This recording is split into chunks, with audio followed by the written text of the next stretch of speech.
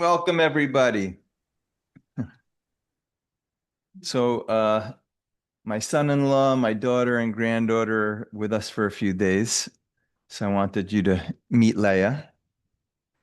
So today we have an exciting topic, hopefully. We are going to be discussing corporate America, which I say corporate America rocks.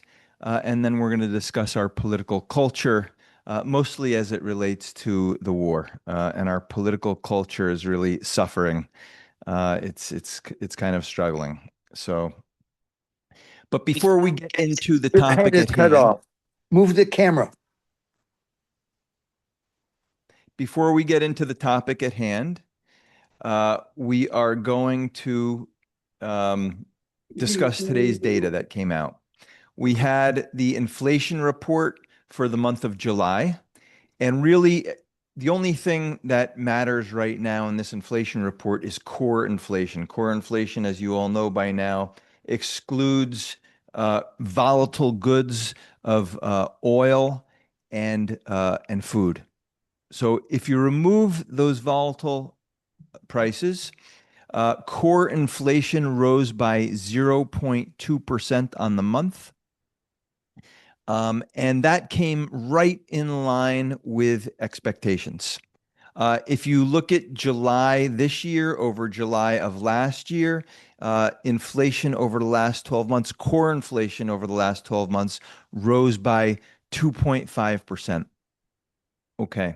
So the market is sort of greeting this as pretty decent news, I can't. right? We have, as long as inflation isn't really above 0.2% per month, the market seems to think that maybe the Fed can postpone or maybe permanently, not raise interest rates. But if you annualize this monthly inflation reading, that is, if you pretend that inflation every single month comes in at 0.2% over the next year, what would that bring inflation to? It would bring core inflation to 2.43%. And that is still above the Fed's 2% inflation target. And if that's how it were to end up over the next 12 months, that would be 6 straight years of the Fed missing its 2% inflation target. So, 0.2% per month is not really so great. Now, the truth is inflation, when we round it, it comes in at 0.2%. But if you take it out to the next decimal point, inflation was actually 0.22%. So that doesn't seem like much of a difference. 0.2 versus 0.22, it sounds pretty trivial. But if you annualize 0.22%, that brings inflation over a 12-month period. Again, if you assume it's 0.22% month after month for 12 months, that would bring the inflation rate to 2.67% instead of 2.43%. So that's even further away from the Fed's inflation target. And this is just not sustainable. So if you're at the Fed and you're one of those one of the members of the 12-member committee that believes that the Fed should probably be raising interest rates in the next few months, there's nothing in this inflation data that came out today that's going to make you feel any better. That's going to give you any comfort. You're still probably going to say, you know what? I thought we should be increasing interest rates last month. Nothing here today makes me think that we shouldn't raise interest rates next month. So we have a very divided committee right now. Now, if you take these inflation numbers together with the economic data that we've seen lately, the economic data has been pretty strong. There's been, if you look at the media, the financial media, when the GDP number came out for the second quarter, most of the financial media focused on the headline number. They said that, the economy only expanded by 1.5% in the second quarter. But as we've covered, that headline GDP number is not the best way to really get an accurate understanding of what's going on in the underlying economy. You want to look at a concept known as final sales. Final sales are all the goods and services that were sold during the course of the quarter. Okay. And that number showed that final sales expanded by 3.9% in the second quarter. And private consumption expanded by a strong 3.2% during the quarter. So this economy is in pretty solid shape. And it certainly could handle some interest rate increases. So if you're at the Fed, you see this inflation number, you see the economy is actually doing pretty well. You're not worried if I raise interest rates a few times, it's going to tip the economy over into recession. Furthermore, since the second quarter ended and we have begun the third quarter, there's a indicator called GDP Now. It is produced by the Atlanta Fed. And that's showing that right now the economy is probably running at a very rapid 5.8% pace. So again, if you're at the Fed and you wanted to raise interest rates, there's nothing in today's data, there's nothing in the economy that's going to tell you, you know what, maybe raising interest rates isn't such a good idea. Now, that, at least as of the last Fed meeting, probably did not represent the majority of the members at the Fed. It probably was a substantial minority, but not the majority. So I think based on this number, the Fed probably isn't going to be quite ready to raise interest rates. They're going to want to see more economic data between now and September 16th, the next time the Fed meets. We're going to have another employment report before September 16th. We're going to have more inflation readings before September 16th. So there is, the Fed does not have to make a decision today after today's inflation release. They're going to get more very important data. So I think for the moment, they're going to be in a wait and see mode. But the idea that the Fed can just breathe easy now on the back of these inflation numbers, that's not the right reading. The Fed is every bit as concerned about inflation today as they were yesterday. Now, Kevin Warsh, the chairman of the Fed, is due to give a very important speech on August 28th. Okay. Every year, there is a meeting of most important policymakers around the world. They gather in Jackson Hole, and it's really this speech that Fed chairs give at Jackson Hole. Not always, but oftentimes, it is a really crucial speech. They use it as an opportunity to deliver an important message about how they see the economy and how they see monetary policy in the months ahead. Now, we know that Kevin Warsh does not like to give much guidance to the market, right? He shuns away from this concept known as forward guidance. So the question is he going to give an important speech, or is he just going to get up there and keep it, very academic and not really give the market any guidance? Now, because his last speech, Seth, excuse me. yes, If somebody didn't mute themselves, so I hear. guys, could everyone please mute? You have Please. to do it. You press participants and then mute all when that pops up. Thank you. Let me see. Thank you very much, Jenny. Okay, that should have done it. So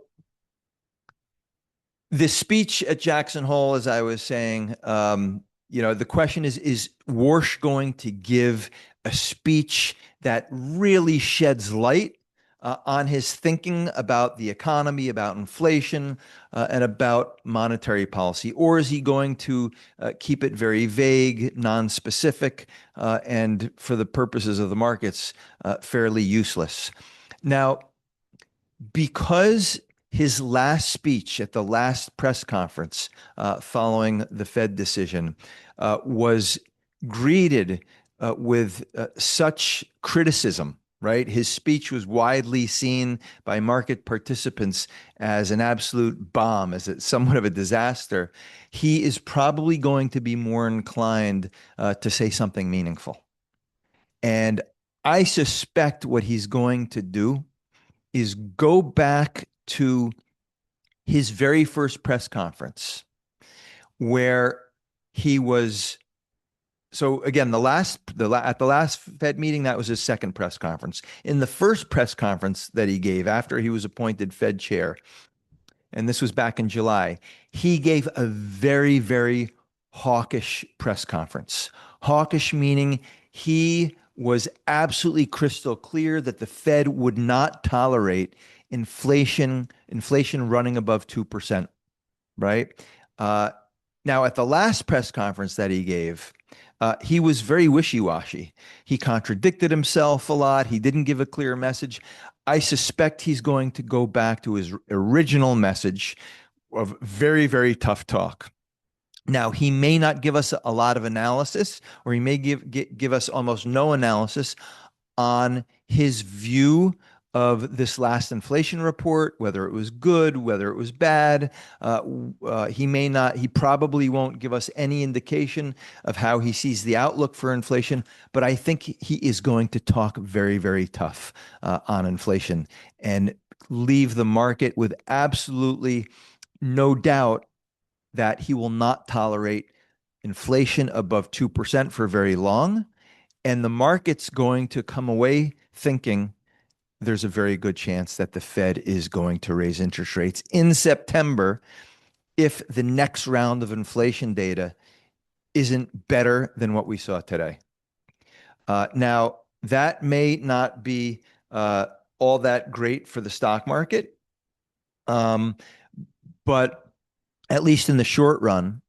But I think it will be very good to really anchor inflation expectations. That is, right now, people aren't convinced that Warsh is going to do everything it takes to bring inflation down.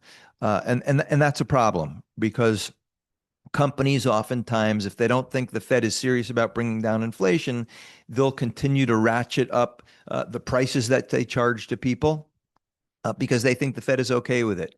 But if the Fed talks tough, companies will be much more cautious. They know that if they start charging too much, the Fed is going to go ahead and raise interest rates pretty aggressively.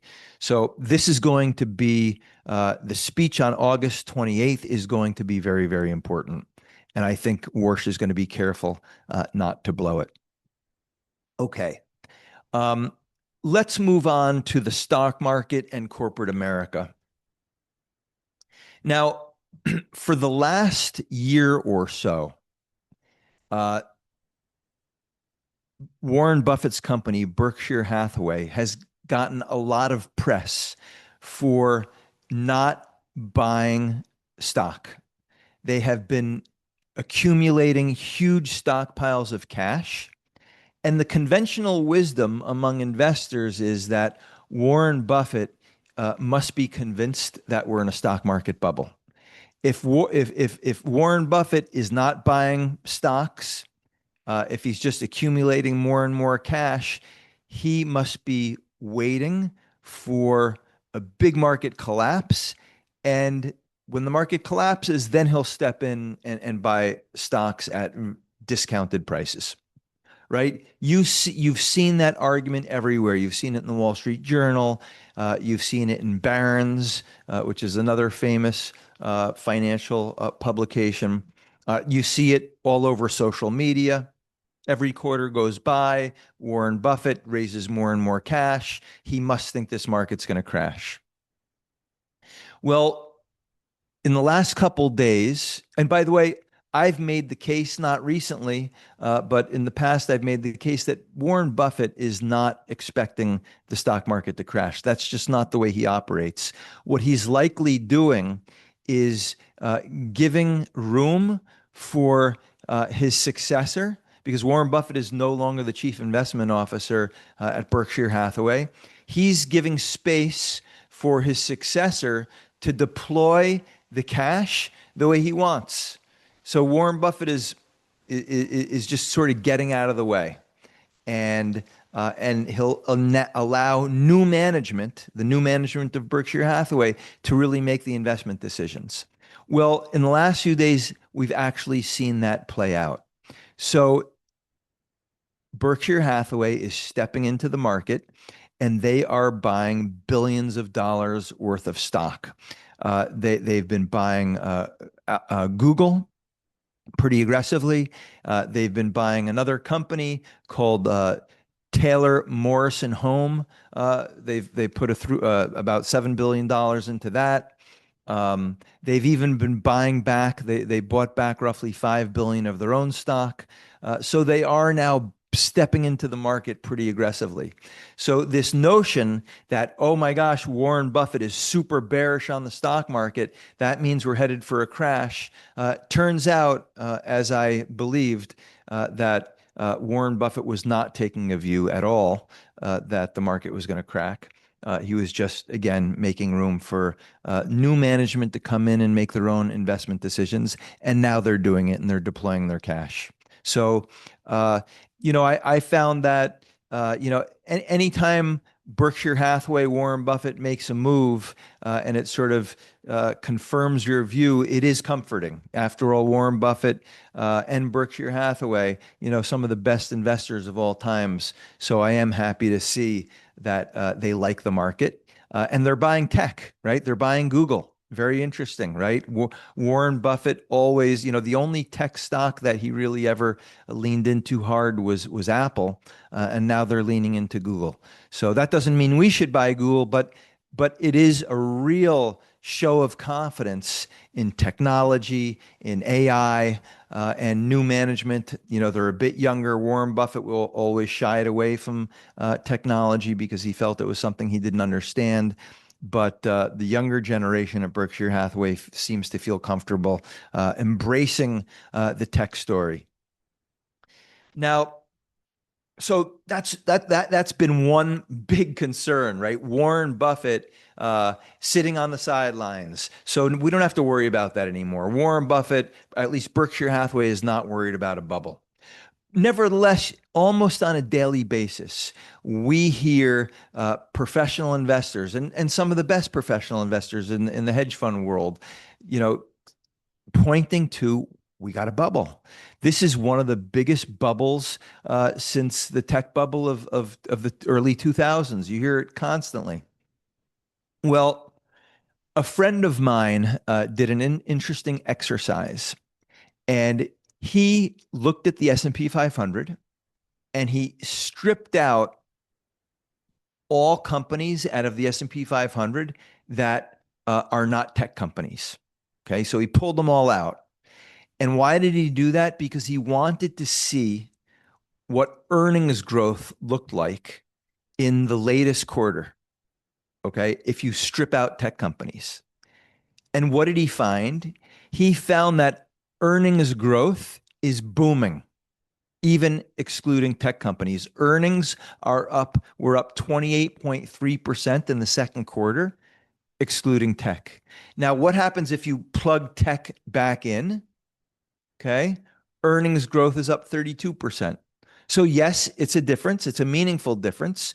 But in both cases, with tech or without tech, corporate America is absolutely booming if you look at their earnings growth. This is like almost unprecedented earnings growth that we're seeing.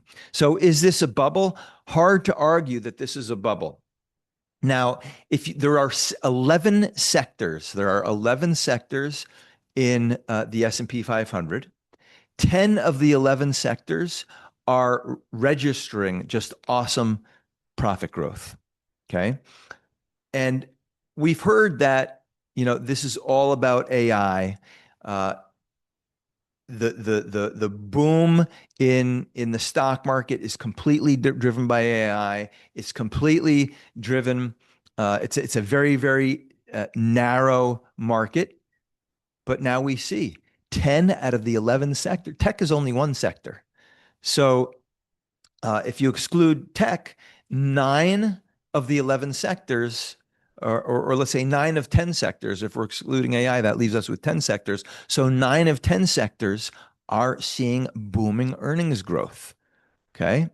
So this argument that it's a narrow rally, this is all about AI, it's nonsense. Pretty much all of corporate America, as it relates to the S&P 500, is they're performing amazingly. All these companies, they are rock stars. I would say, all the companies that comprise the S&P 500, each one is like the Michael Jordan of their sector. Okay, absolute superstars. That's what we're seeing. Now, the S&P 500 is trading at a price to earnings ratio, a forward price to earnings ratio of about 20. That means the price of the stock is about 20 times earnings, right? So PE is the price divided by earnings. Now, 20 sounds kind of high, right? Right? It's certainly not cheap. Now, we've been much, much higher. If you want to know what we were like in the dot-com bubble, it was closer to 40. Okay, so we're a lot less expensive than we were in the dot-com bubble, but 20 is not cheap. And it's certainly not like when people talk about a fairly valued market, right? You go back to, let's say, 1994. And the PE on the S&P 500 back in 1994 was 16. Okay. Price divided by earnings, that number was 16. So we were a lot cheaper in 1994. But in 1994, corporate America looked nothing like it does today. We didn't have an S&P 500 full of Michael Jordans in 94. We had a lot of mediocre, we had quite a bit of mediocrity.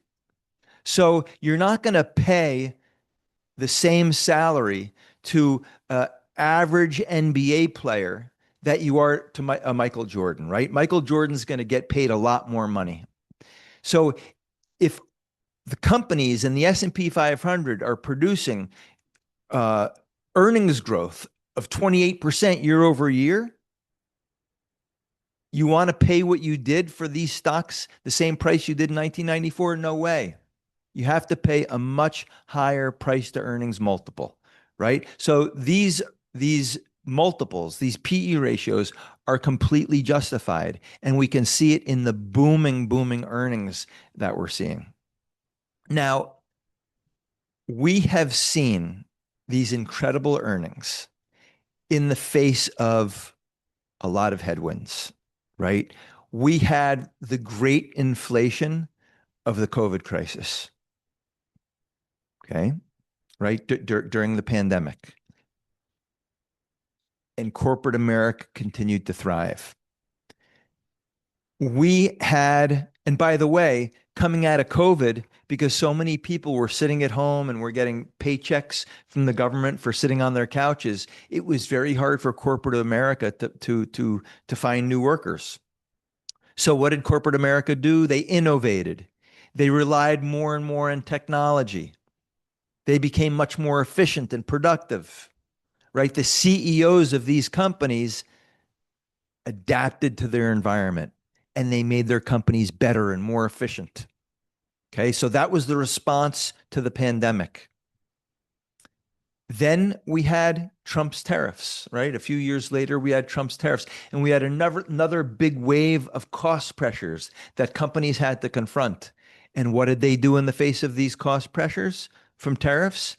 They innovated again. They became more efficient one more time. They relied more and more on technology to keep their costs down. And what happened to their profit margins? Their profit margins increased. They widened because these companies are constantly adapting. And then what happened? Then this year we had war, and we had a huge spike in oil prices and another round of inflation pressures. And what have our companies done? They've continued to innovate and become more efficient, and their corporate profits have never been more impressive. But not only that, because of these renewed inflationary pressures, we had rising bond yields.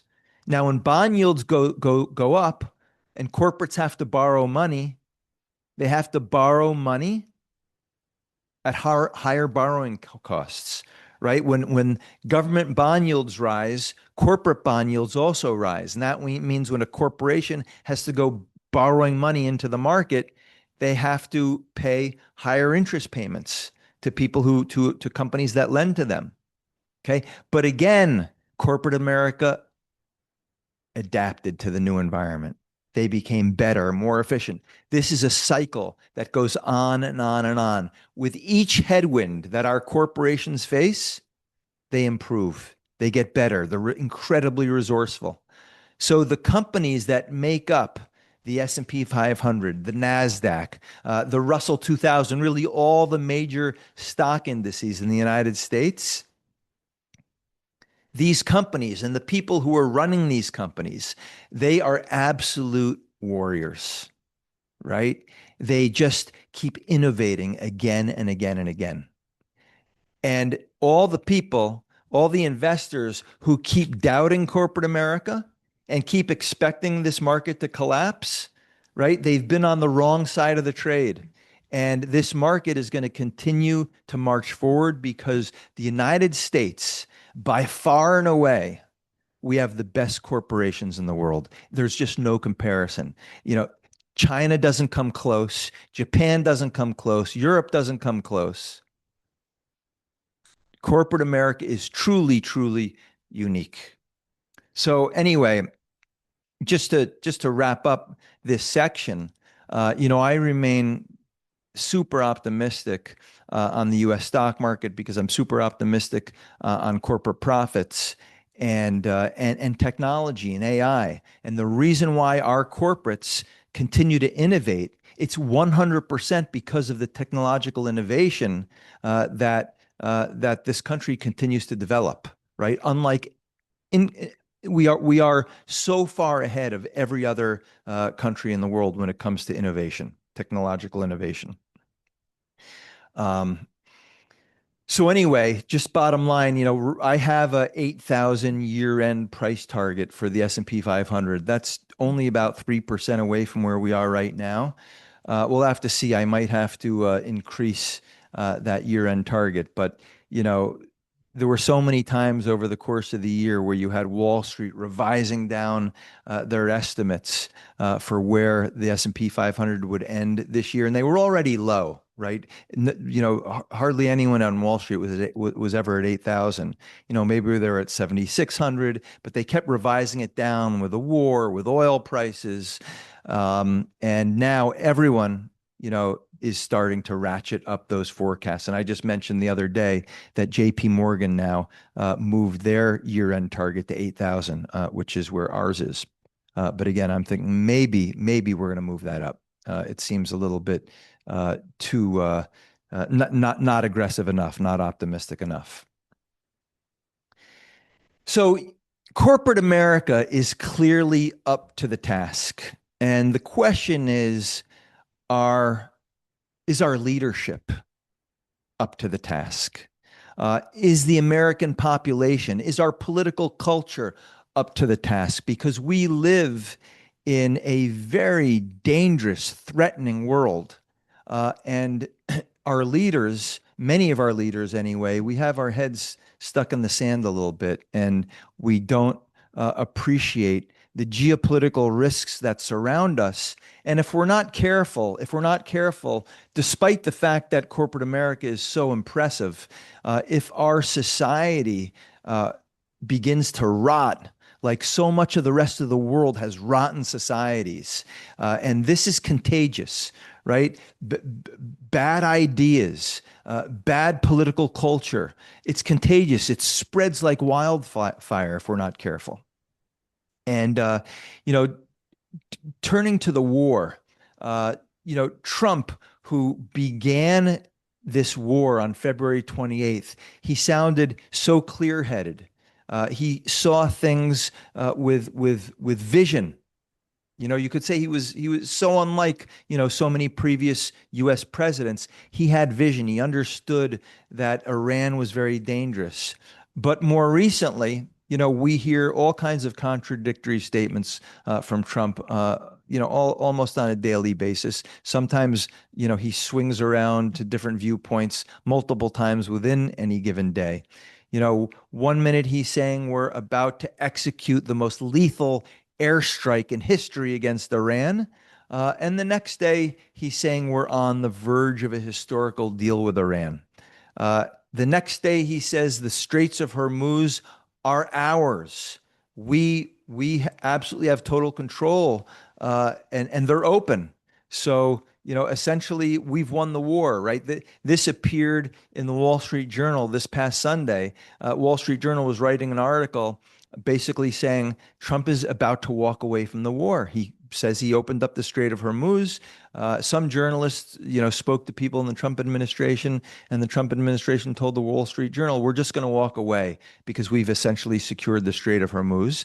And then on Monday, this past Monday, Trump told Barack Ravid, who's a journalist from Axios. Barack Ravid has become maybe Trump's favorite journalist to give his viewpoints to. He said, we're going to low key it. Okay. And by low key it, he means we're going to maintain the naval blockade kind of indefinitely. No return to war anytime soon, but we're going to strangle them through our naval blockade.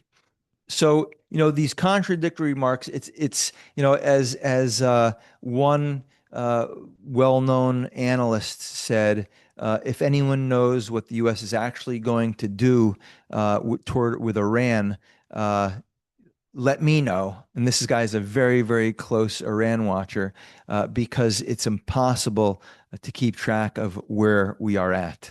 And I think that's pretty much the consensus view from day to day. No one really knows what the strategy is. And why is that? Why? Let's get in a little bit. Is this really all about Trump, or is it deeper than Trump? And I think it's deeper than Trump.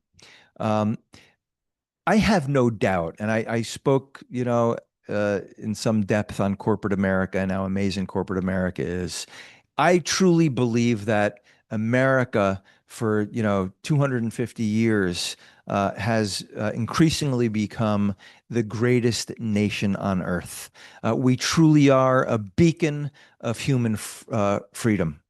And I'm sure all of you are great patriots of the United States. I'm a huge patriot of the United States. That said, it's clear that this particular war is not our forte. Why is that? Why is Trump constantly sort of, changing views so quickly?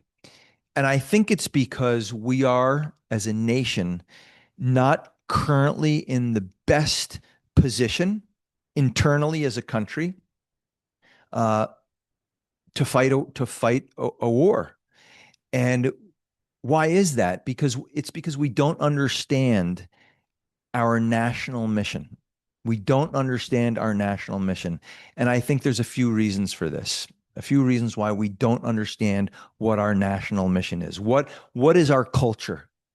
I think the first reason that we really don't have a sense of a national mission and a collective culture is because we've gone through decades of destruction of our educational system. We do not understand, because of our educational system, that our values as a people are really the best values in the world, right? That we're free, that we're a meritocracy, that every person has the right to pursue a great life. No one's gonna stop them. And it's just not like that anywhere else in the world, right? We truly are the land of opportunity. And if you look around at all the other nations of the world, no one has been a land of opportunity the way the United States has been.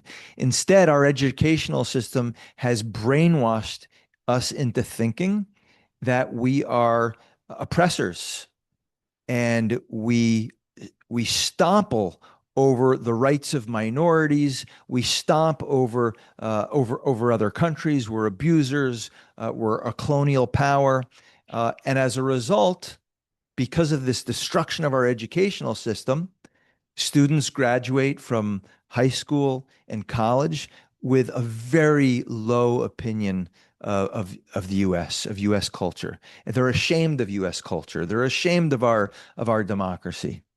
And a good percentage of our youth essentially rebel against it. So that's the first reason, the destruction of our educational system, why we have lost our national mission, and why, and ultimately why we're not prepared to fight wars anymore. Second reason that we've lost our national mission. We are a nation of mostly normal people. Hey, we definitely have our share of not so normal people, but most people in this country, they want a family, they want to work hard, they want to take care of their children, they want a good education for their children, right? Most people, they want normal things, and because we're surrounded by normality, we have a very difficult time understanding that in large parts of the world, there are vile and dangerous countries, demonic countries that are run by apocalyptic death cults, right? And that's exactly what we have in Iran. We have a vile, demonic regime that has an apocalyptic vision of the world, and they are ruling and oppressing over their people, right? And we just can't grasp that. We think because we're normal, other governments are also pretty much normal. And they ultimately want the same things that we want. But it's not true. It's not true. And there are societies. So Iran is a bit different, right? They have this death cult government that rules over like a reasonably normal people. But throughout the Middle East, many of these societies, the entire society, not only the government, but the society, the people themselves are apocalyptic and demonic, right? I mean, that's the reality. It sounds crazy that I'm saying these things, perhaps, but this is the truth. And we're so naive in this country because we're so surrounded by normality. And we think if my neighbor's normal, the people in Florida are normal, people, well, maybe not in New York City, they're not so normal anymore. But in most states, they're pretty normal, right? So we think everyone else around the world is normal. The third reason is we really do have, for some reason, we have a lack of quality leadership. People who tend to run for high-level offices, they're not the cream of the crop. They're not the best Americans. They tend to have the biggest egos, but they're not the best Americans. And one of the big flaws of our leadership is they don't recognize exactly what I'm describing here.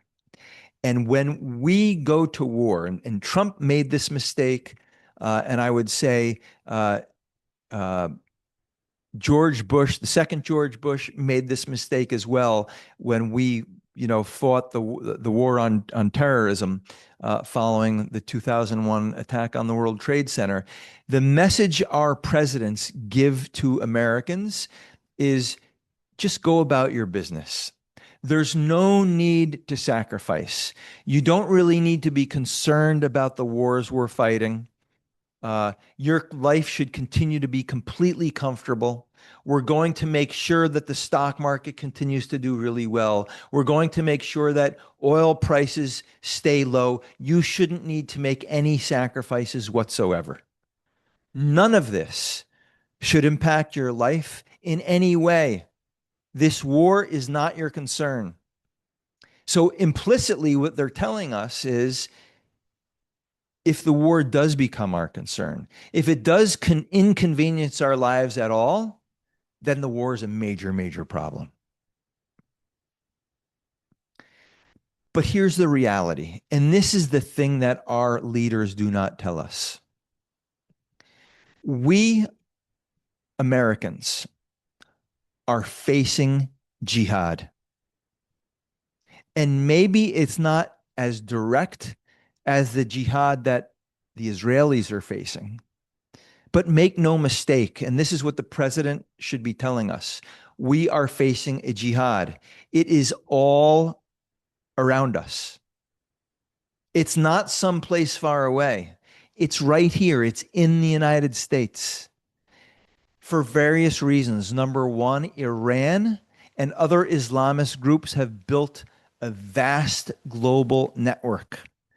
And there is no doubt we have terrorist cells within the United States. We do. And we have plenty of people who have been radicalized by the Islamist ideology. The ideology is pervasive. And their jihadist ideology, the Islamist ideology, has teamed up with communist groups, right? And you can see it. You can see it in recent elections. You have Abdul El Sayed, who won the primary to be the Democratic primary running for the Senate of Michigan. This guy is not only a radical leftist with a lot of communist ideas. He says he's not a communist. He is a communist. Just listen to him speak about the economy. The guy's a communist. And he's a jihadist, right? He's an Islamist. So this is known as the Red-Green Alliance. It is taking over many of our universities. And a lot of it is funded by Islamist countries. Qatar, we know, is a huge funder of this. The Saudis are funders. Other Middle Eastern countries as well. These ideologies have not only made their way into our universities, they've made their way into our high schools, into our grade schools, right? They're buying off many of our politicians. They're probably buying off many of our podcasters, right? We now have politicians that are sitting in the Congress and soon perhaps sitting in our Senate that are part of this global jihad. Make no mistake, we are at war. We are at war. We're at war internally because these people have penetrated our country and they're surrounding us. It's not in some distant land. It's here. When you hear people say, and I hear this all the time, I hear it all the time, that Trump decided to wage this war and therefore this is a war of choice, that we chose it. So if we chose it, when would these people who say this was a war of choice, when would they have us react? Have they seen Europe? It's over in Europe, right? It's over in Europe. If you go to the streets of London, right? If you go to certain places in Spain, to Barcelona, to Madrid, it's over.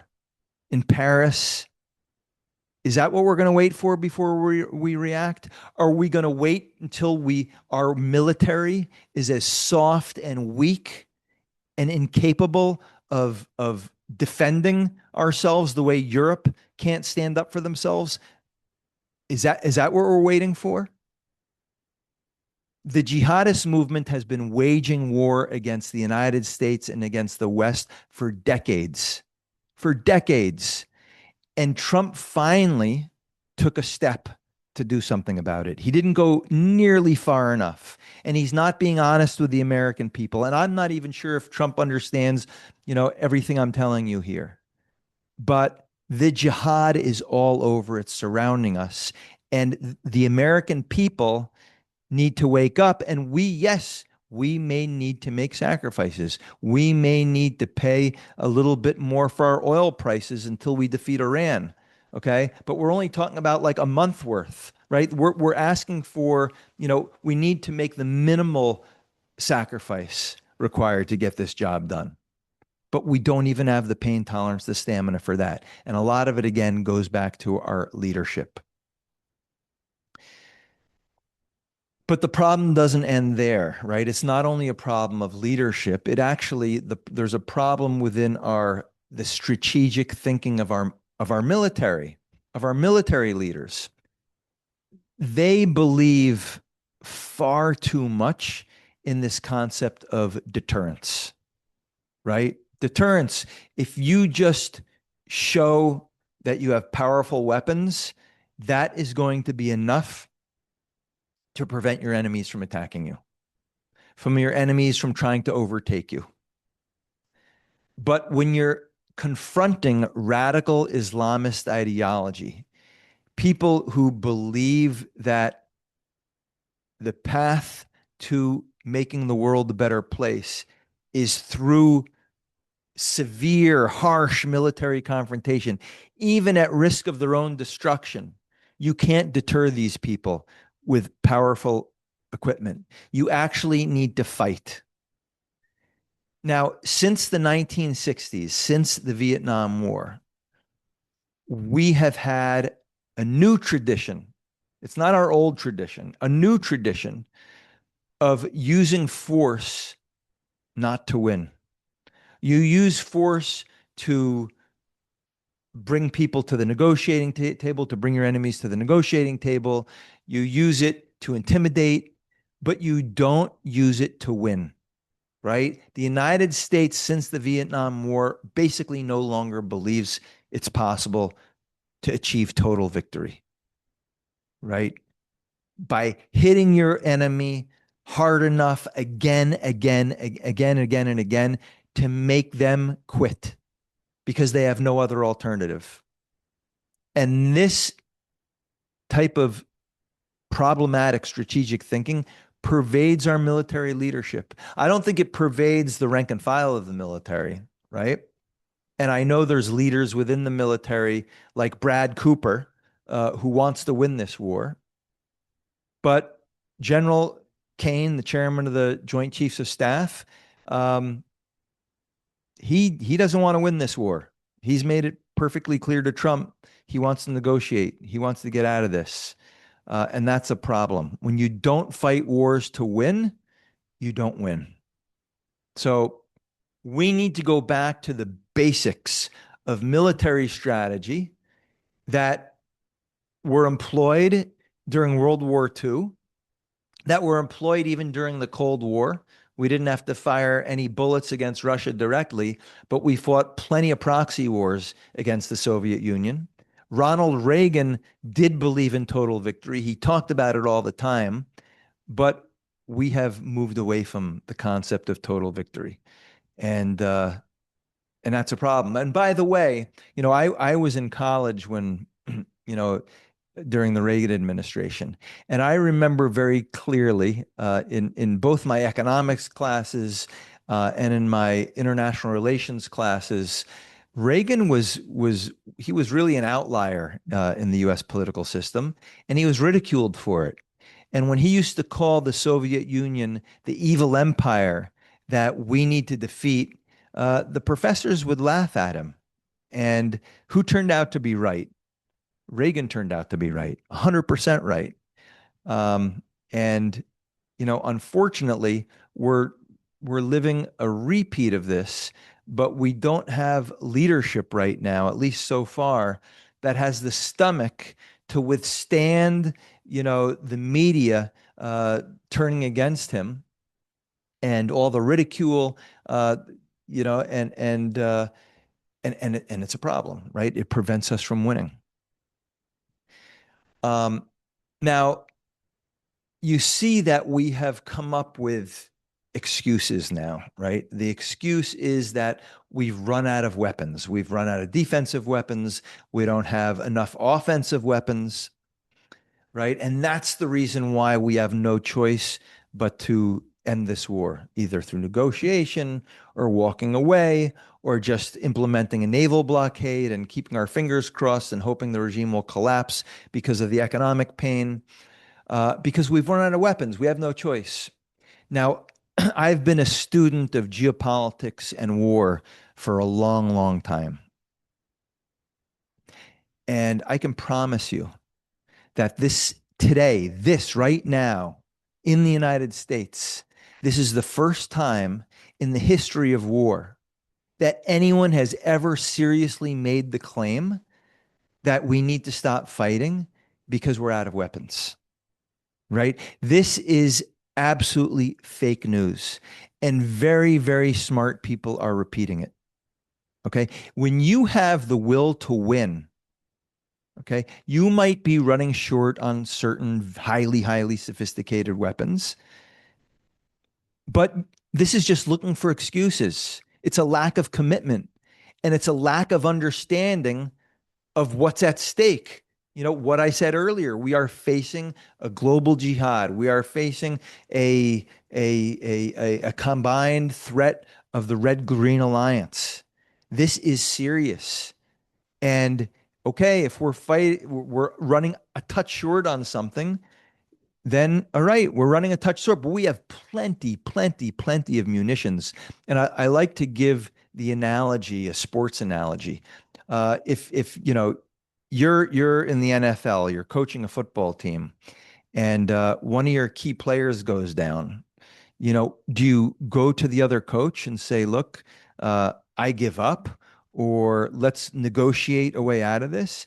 No, a player goes down, even if it's a key player, and you figure out a way to win, right? I'll just give another example. If a sports analogy you don't relate to it. If you're raising children, and this is maybe not the best analogy, but it's an analogy, and your salary gets cut, okay? What do? Well, you tough it out. Maybe you look for another job. What you don't do is go home and tell your family, look, guys, I just had a salary reduction. Kids, I'm going to have to give you up for an adoption. I surrender, right? You just don't do that. That's not life. But for some reason in this war, it is acceptable to say, guys, we're running low on the most sophisticated, missile interceptors. I quit. Not acceptable. The stakes are way too high.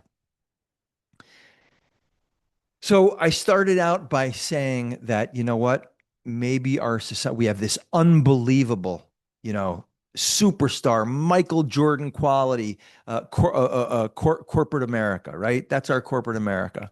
But our political culture, you know what, not so good.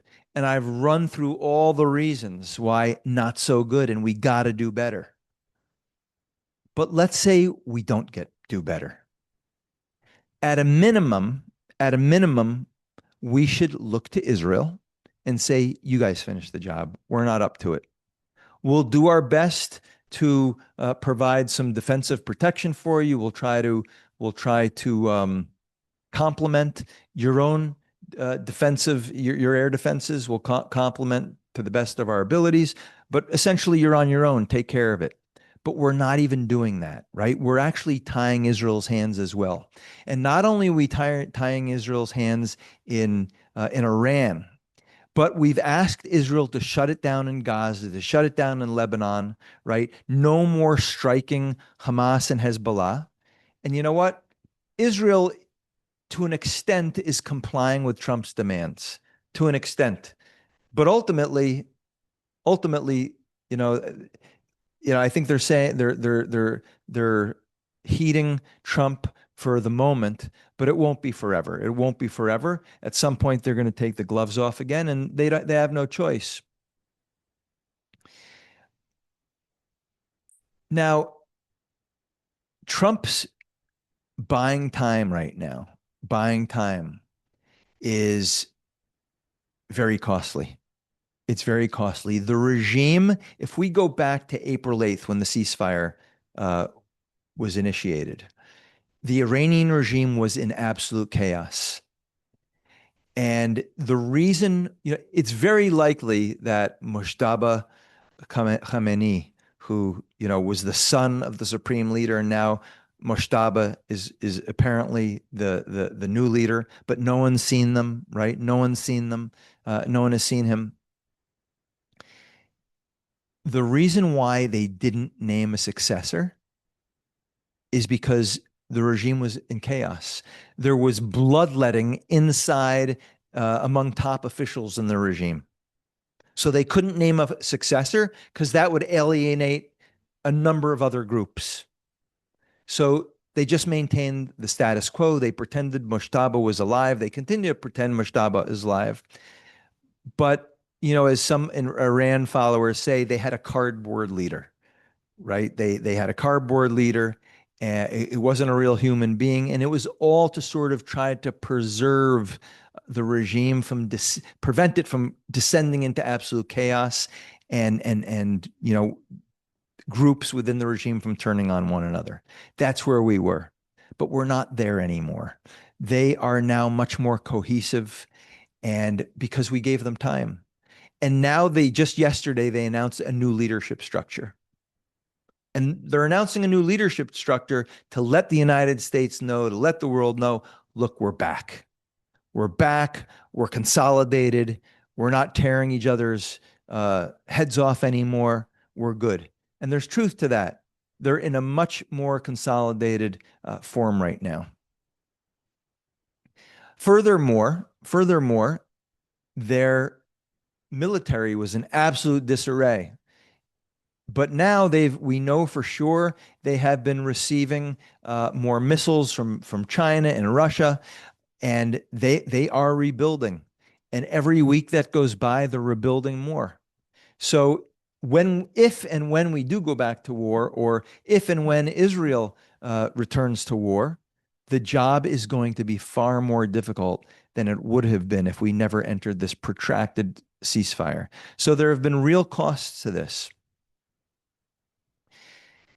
Now, Iran, that they're confident. That they're confident when they increase their demands on the United States for a ceasefire. And what are their most recent demands? Well, number one, I'm gonna list you their demands, and some of them are even comical, but it shows you how much more confident they are today than they were weeks ago or months ago.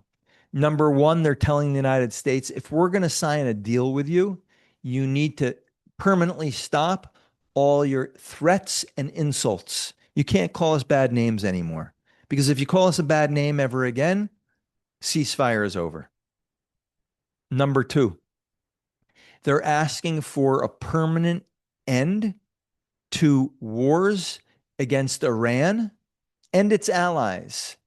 And they name the allies: Hezbollah in Lebanon, Hamas in Gaza, the Houthis in Yemen, and the Iranian allies in Iraq. So they're basically saying that Israel cannot respond to attacks from these groups, and Israel has to watch and allow Hezbollah to rebuild, Hamas to rebuild, the Houthis to rebuild, right? We just have to allow that to happen. Otherwise, ceasefire off. Number three, the United States has to lift its naval blockade and withdraw all its forces from the region, right? So all the forces that it mobilized to fight Iran, they all need to be withdrawn. Number four, the United States and other countries must compensate Iran for all war damages. And the amount of compensation they're asking for is the sum of $300 billion. Number five, all sanctions against Iran must be lifted. Number six, all Iran's frozen assets. The United States has frozen billions and billions of dollars worth of Iranian assets. Those need to be unfrozen. So Iran needs to be enriched so it can rebuild its military arsenal and go back to rebuilding its nuclear facilities. Iran must have the right to charge a fee to all cargo that goes through the Strait of Hormuz. And that's essential. There's a few others, but I'll stop there. This regime is asking for the surrender of the United States, to admit that the United States lost the war And the United States has to cave in to every single one of these very bold demands from Iran. Okay, that's how you know that Iran really has no interest in negotiating whatsoever. This is a surrender document. Iran is demanding the United States to make major, major concessions. It's asking for U.S. capitulation on every single front, on the financial front, on the military front, sanctions, control over. Iran will get control over the Strait of Hormuz. That's what these charges on ships are. Just U.S. acknowledging that Iran controls the Strait of Hormuz. And of course, the $300 billion sum of money that the U.S. and other countries have to pay in damages, right? So obviously, Trump is not doing this. So we remain in this stalemate. We remain in this stalemate. Now, where does this leave us? What is Trump going to do? Well, there's no doubt that the Strait of Hormuz, which to this day remains Iran's most valuable asset in a war against the United States and a war against the world, right? Because 20% of the world's oil supply travels through the Strait of Hormuz. If Iran shuts that down, it puts upward pressure on oil prices. Politicians panic. The global economy suffers, right? So this is their major military asset. Their major strategic asset is the Strait of Hormuz. The problem for Iran is it is a diminishing asset. Every month that goes by, the value of that asset is declining. And why is that?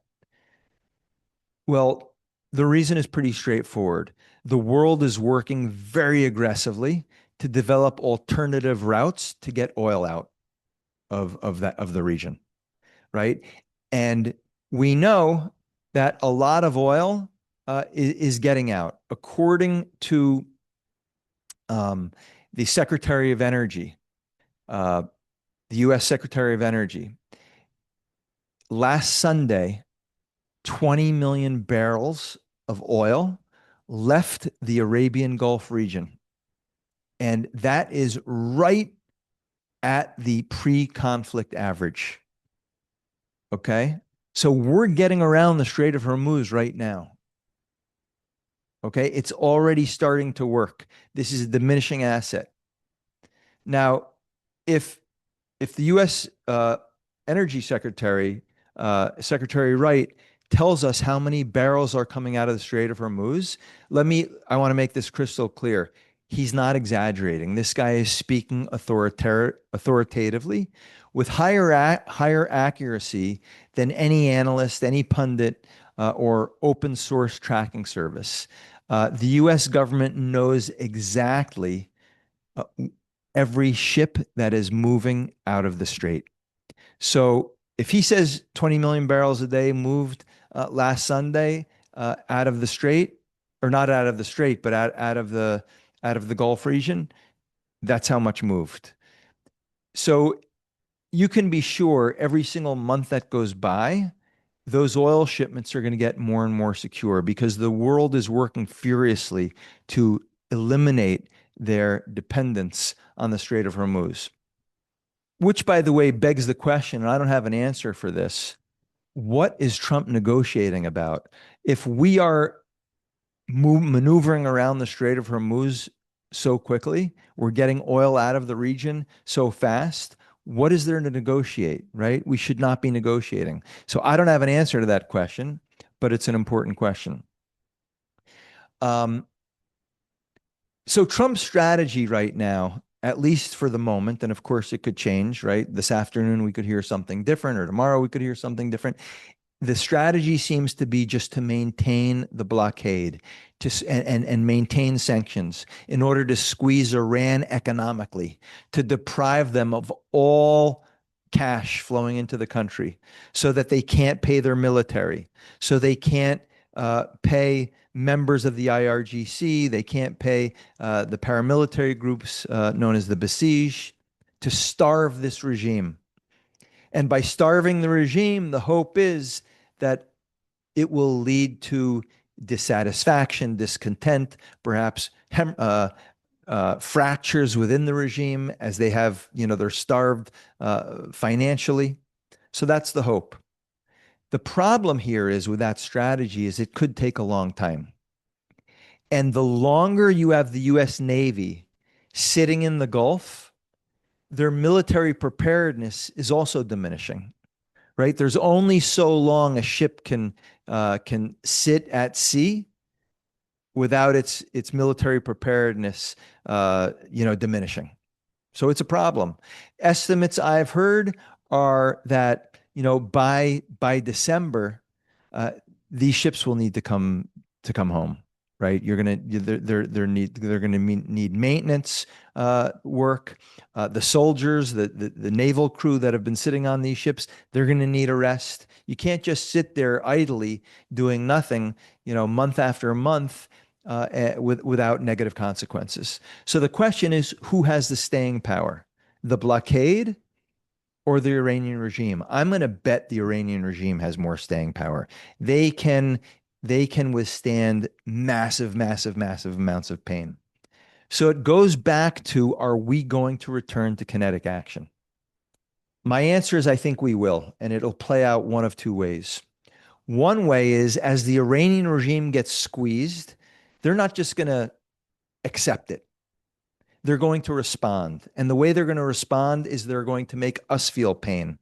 And the way they make us feel pain is they will begin to fire at our Gulf allies again, Arab countries. They'll hit their oil infrastructure in order to make oil prices go back up.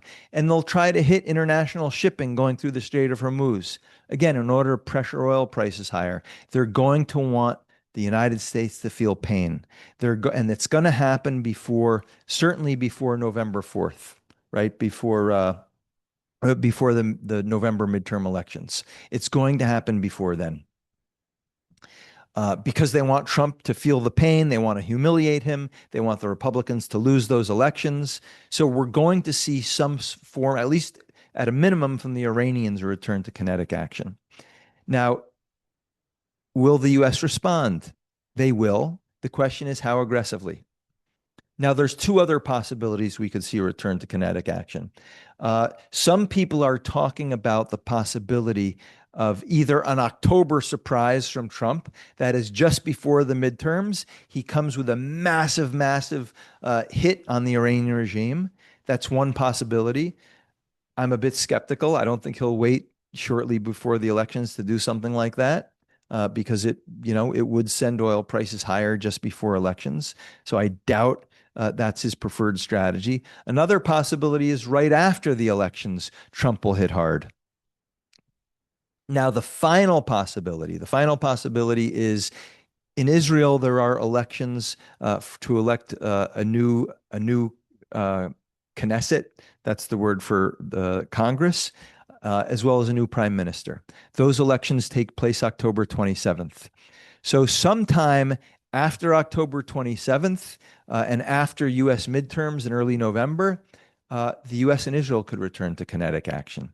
But ultimately, I think it's hard to avoid a return to a real military escalation. I think we're in this lull for some time that ultimately will not last. So anyway, with that,